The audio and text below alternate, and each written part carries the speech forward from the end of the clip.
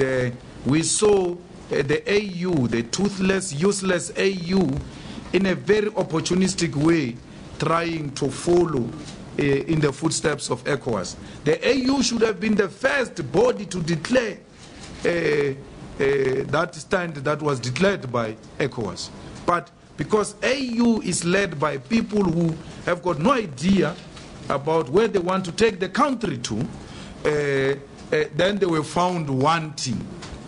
And then when they saw that ECOWAS is being celebrated in an opportunistic way, but also in a campaigning way for South African dynamics, we then saw other people beginning to say other things as a way of trying to, profile themselves. We don't buy into AU stand. So the AU summit which is coming should actually focus on how do we deepen democratic practices in the continent, and how do we avoid long-term presidency and leading to the grave and thinking that the only person who can continue with my legacy is myself and nobody else. You can't even trust your own children. You can't even trust your own wives with your legacy. Only you can carry that legacy. You will rather hand it over to your children and then we discuss whether it was right or wrong. But just for you to stay there forever and ever like we see in Zimbabwe. Zimbabwe's situation is bad. President Mugabe can't even control a spade. They were trying to a sword turning. And he can't control that thing. That's how old he is. He's no longer capable of discharging his responsibilities. We don't hate the man. They can respond and insult us anyhow they want. But they are a group of cowards, those comrades in ZANU-PF. To be scared to say to an old man like President Mugabe, please, with due respect, let go. Commandant Fidel, when he realized it was no longer doable, he let go. So President Mugabe must let go. The legacy of the land question will carry it. We are following in his footsteps. We are proud of the actions he has taken, but his overstay is not doing justice on the African Revolution project. He's destroying his own legacy.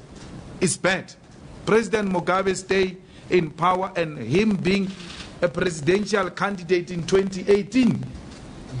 Those comrades in ZANU-PF, they can insult us anyhow they want, but we are not going to be good friends if we are not going to tell them that that which they are doing is not good for Zimbabwean people, is not good for SADC, is not good for the struggle for reclaiming the land in Africa. Because those who are leading that struggle, then they overstay and destroy that legitimate program. We say this out of love, not because we hate him. We celebrate Mugabe, we celebrate what he has done, and will continue his legacy. But grandpa, it's enough now. You must let go and allow other people to continue with that legacy. There are a lot of capable young comrades in ZANU-PF, very radical, very clear of where the continent must go. We're not even talking about MDC. MDC is not an alternative in Zim. It's an imperialist puppet that seeks to undermine the legitimate land question in Zimbabwe. We are not aligned to anything that seeks to reverse the land question in Zimbabwe. And we genuinely believe that the ZANU-PF comrades, many of them who are still young, can continue that legacy and that good battle. So we are with them in that struggle. They must be brave enough to say to the old man, please resign. President Mugabe must celebrate that he's not a South African president, because we were not going to allow that. We were not going to allow that. It doesn't matter the price it comes with. We cannot have all Zimbabweans being cowards, all ZANU-PF members and leaders being cowards. President Mugabe has reached a stage where he can literally do anything to you. He can't do anything. He can't even clap you. He's got no such capacity. He's finished. So why do you want to continue with such leadership?